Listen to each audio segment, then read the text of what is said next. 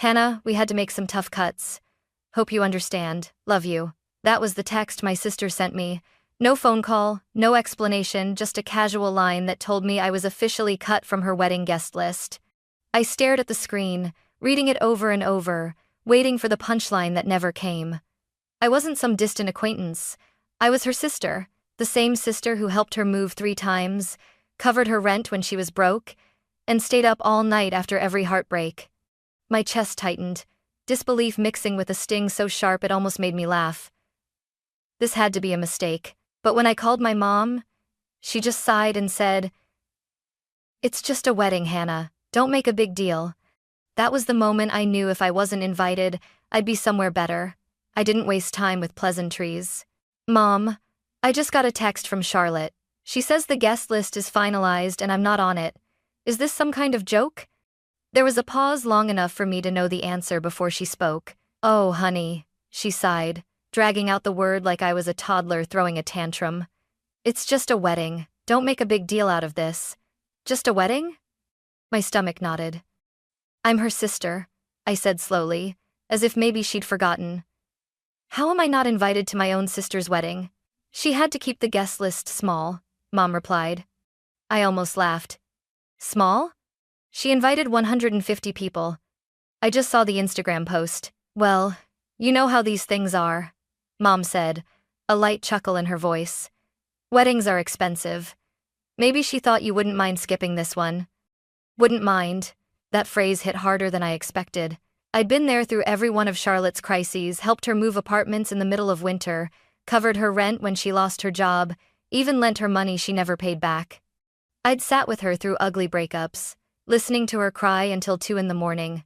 I had shown up for her every single time, and now I wasn't worth a seat at her special day.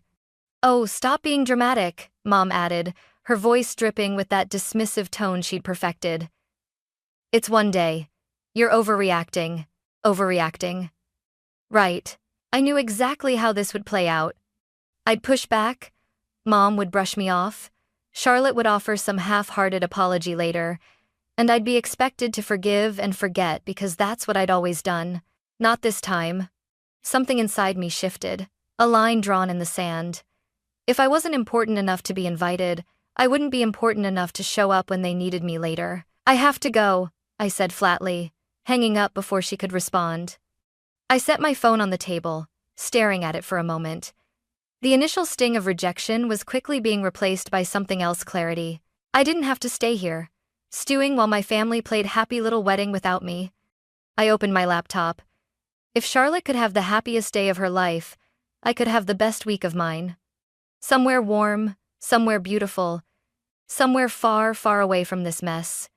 Within minutes, I was scrolling through Caribbean resorts, each one more stunning than the last white sand beaches, turquoise water, private balconies with ocean views. I'd always told myself a trip like this was too expensive. But right now, it wasn't just a vacation. It was a statement, and I was ready to make it. The moment I decided, it was like a weight slid off my shoulders. I wasn't going to mope around at home while my sister played princess in a dress I probably helped pay for.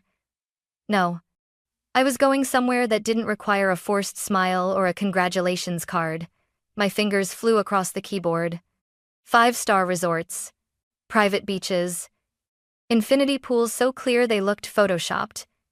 The kind of places I used to scroll past because I thought, someday? Maybe. Well, someday had just become today. One listing caught my eye: a luxury Caribbean resort with floor-to-ceiling windows, a private balcony, full spa access, and a personal butler. The price tag was steep, but after Charlotte's little stunt, I wasn't about to pinch pennies. I clicked book now without a second thought. First-class flights, window seat, extra legroom. I even scheduled a massage for the day I arrived. I wasn't just leaving town, I was upgrading my entire mood. As the confirmation email pinged my inbox, I felt a wicked sort of satisfaction. This wasn't running away, it was reclaiming space. My space. I opened Instagram, scrolled to a photo of the resort's beach, and saved it. Not to post yet, but to have ready. Oh, there would be a post. Timing was everything. By the next day, my suitcase was half-packed: breezy dresses, wide-brimmed hats, and enough swimsuits to last me through a small hurricane. I tossed in a pair of heels, not because I'd need them, but because it felt indulgent. 2 days later, while Charlotte was finalizing seating charts, I was at the airport sipping an overpriced latte, boarding pass in hand. When my flight took off, I snapped the first photo. My legs stretched out in the first-class seat, a glass of champagne in hand, the skyline shrinking below. Caption: cut from the list but still living large. The likes started rolling in before we even hit cruising altitude. Cousin Megan sent a laughing emoji. My college friend texted, "Yes, Queen, take that trip." Even my Aunt Kathy commented, "Good for you, wish I was there." Somewhere between my second glass of champagne and the in-flight meal, my phone buzzed with a notification from Mom. "Where are you?" I smirked and ignored it. When I landed, a sleek black SUV was waiting. The driver handed me a chilled towel and a bottle of water as we drove along a coastline so beautiful it felt unreal. The air smelled of salt and hibiscus. The resort was even more breathtaking in person, towering palm trees in the lobby, the ocean breeze rolling straight through its open-air design. My suite was perfection. White linen sheets, a balcony that overlooked nothing but turquoise water.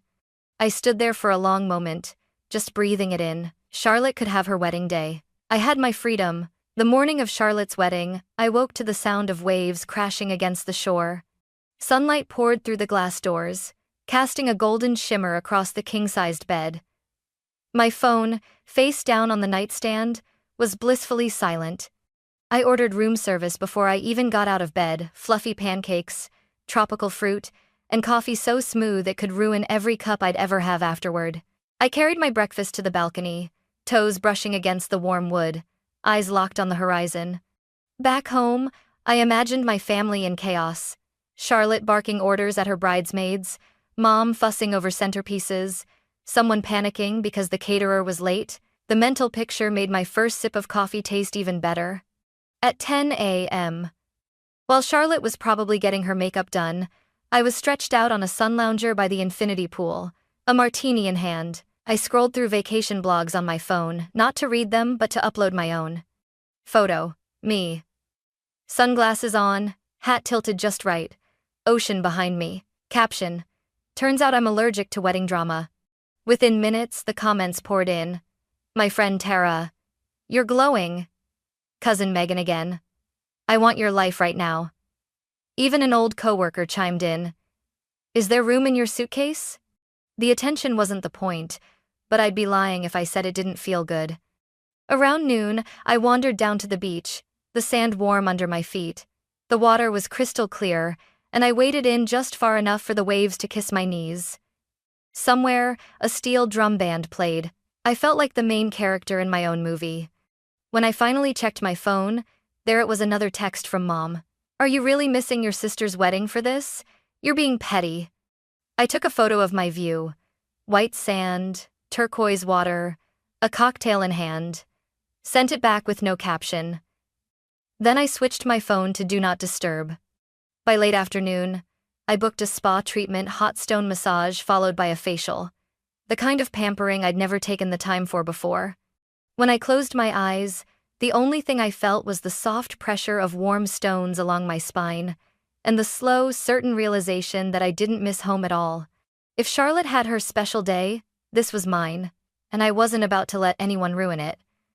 I had no idea that, just a few hours later, my phone would light up with messages so frantic, so desperate, I'd think someone had died.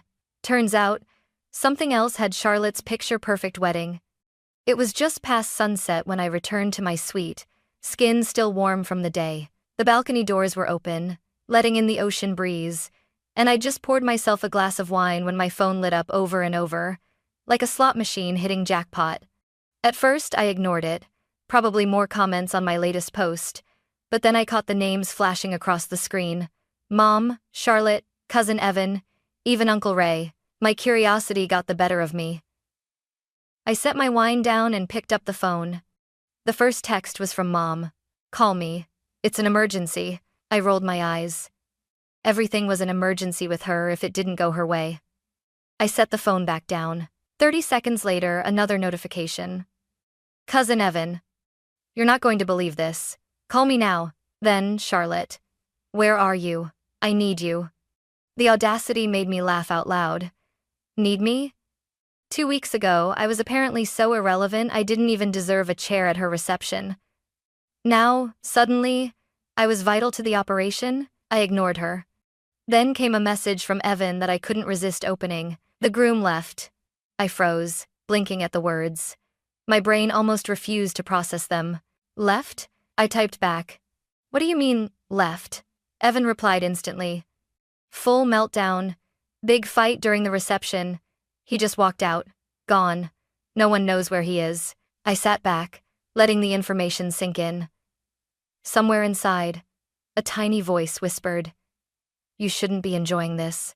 But that voice was quickly drowned out by the louder one saying, "Karma's a beach and I'm on one." More messages poured in. Uncle Ray and my dad had apparently gotten into a shouting match over family reputation. Grandma cried so hard they had to sit her down in another room. The venue cut the bar early because guests were fighting. It sounded less like a wedding and more like the season finale of a bad reality show. Charlotte texted again. "Please pick up. I need your help." I stared at the message for a long moment. The old me, the one who always patched things up, who smoothed over every conflict, would have called immediately, but that Hannah was on vacation. I snapped a picture of my wine glass against the backdrop of the sea at dusk, captioned it, "Busy enjoying my overreaction," sent it. Then turned my phone face down, grabbed my wine, and stepped onto the balcony. Somewhere out there, my family was scrambling, spinning in the chaos they'd chosen for themselves. And me? I was exactly where I was supposed to be. The next morning, I woke to the soft sound of waves and the faint scent of hibiscus drifting through the open balcony doors. For one blissful moment, I forgot about the barrage of messages from the night before. Then my phone buzzed again. This time, it wasn't Mom. It wasn't Charlotte. It was Melissa. Melissa was the only cousin I actually liked. She didn't play sides, didn't spread drama unless the drama was worth sharing. Her text read, "Okay, I know you're ignoring everyone, but you have to hear this. Call me. You're going to love it." I stretched out on the bed, smirking. If Melissa said I'd love something about last night, I believed her. I called. She picked up on the first ring. "Oh my God," she said, breathless. "Are you sitting down?" "I'm lying down in a luxury suite overlooking the ocean. I think I'm ready for whatever this is." Melissa laughed. "All right. So, you know the groom walked out, right?" "Yeah," Evan told me. "Reception meltdown, he's gone." "What happened?" She didn't even take a breath. Apparently, during the reception, Charlotte cornered him about something no one knows exactly what, and it turned into a screaming match. He yelled, she yelled, and then he just left. Like, didn't even take his jacket, walked out the front door and never came back. I grinned into the phone. "Wow, that's poetic."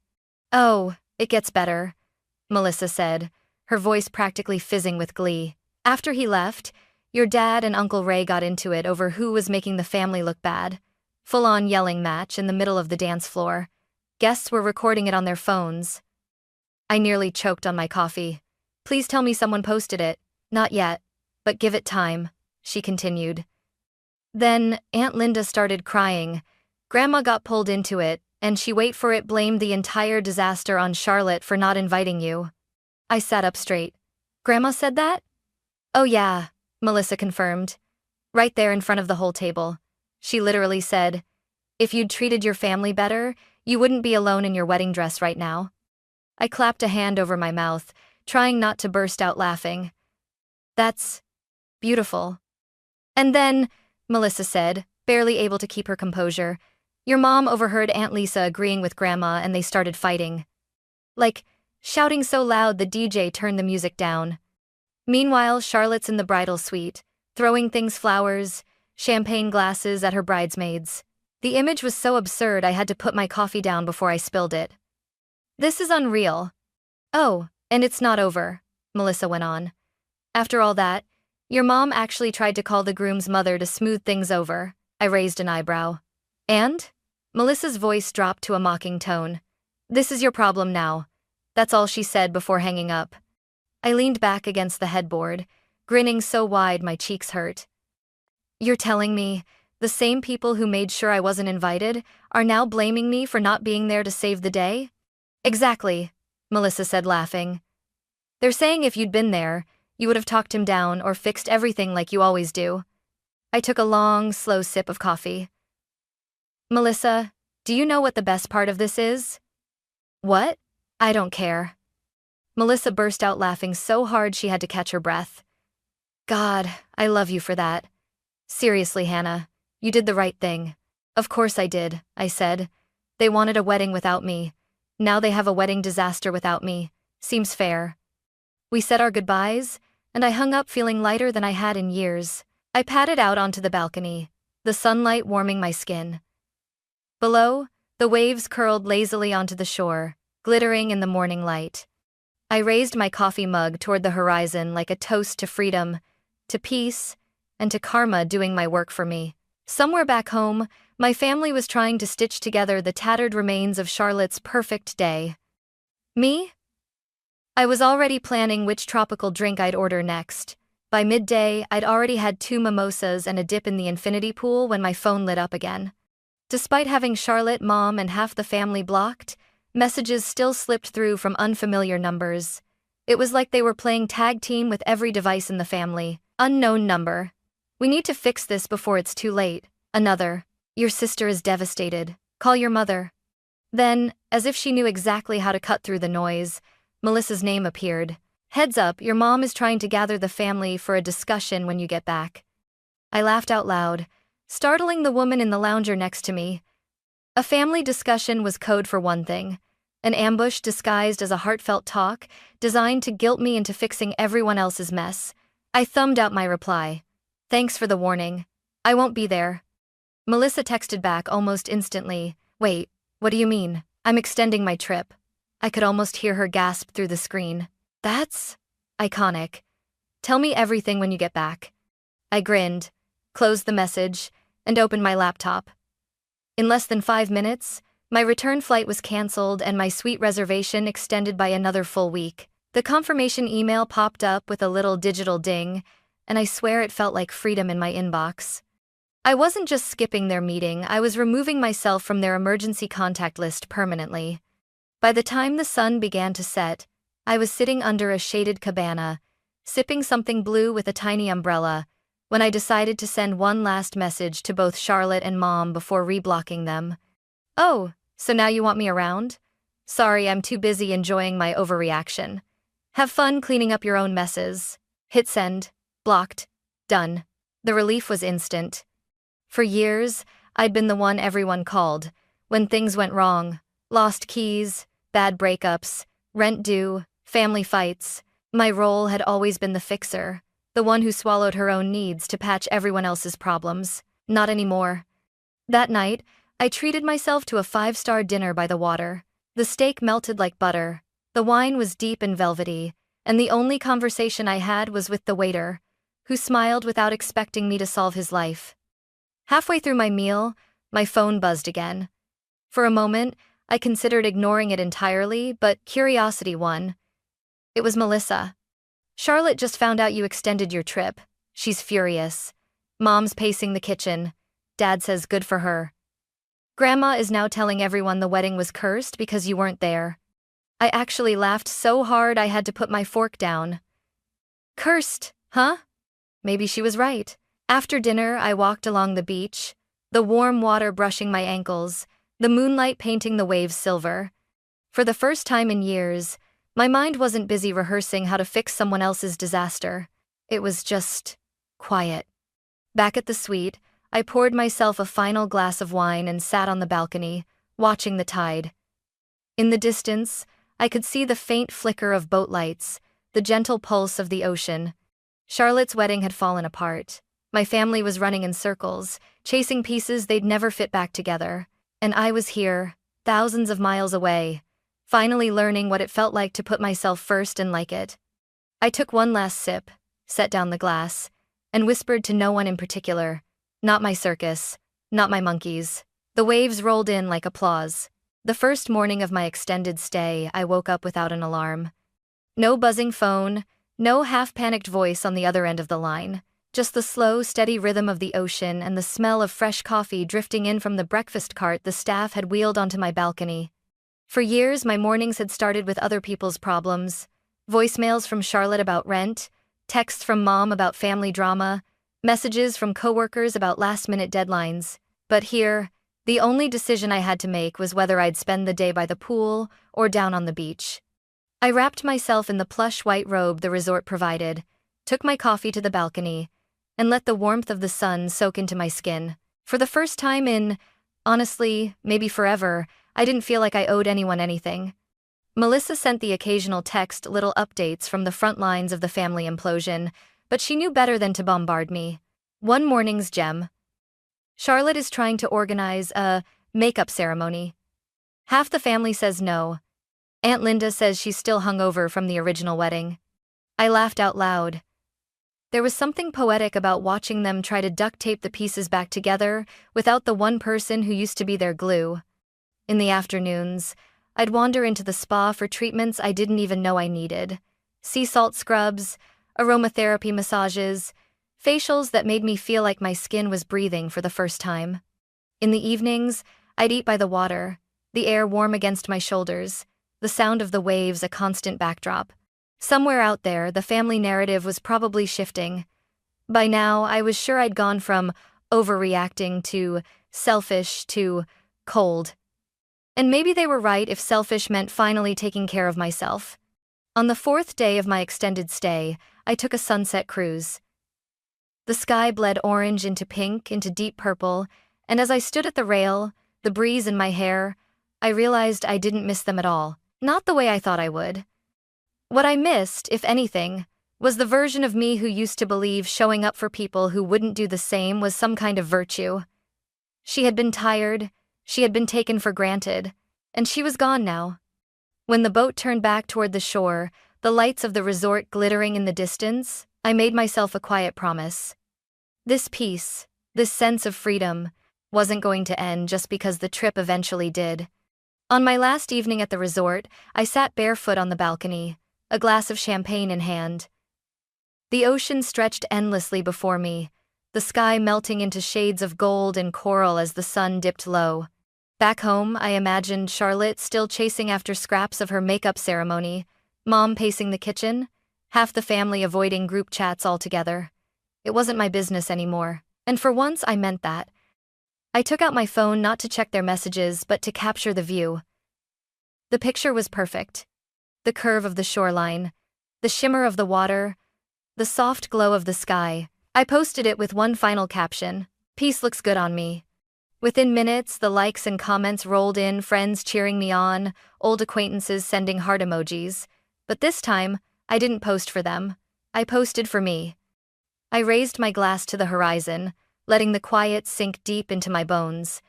No guilt, no tension, no last-minute emergencies. Just the sound of the waves, the salt in the air, and the knowledge that I had finally stepped out of a role I never chose in the first place. Charlotte's wedding had fallen apart without me. My life, on the other hand, had never felt more whole. I took a slow sip, savoring the moment, and smiled. Zero regrets.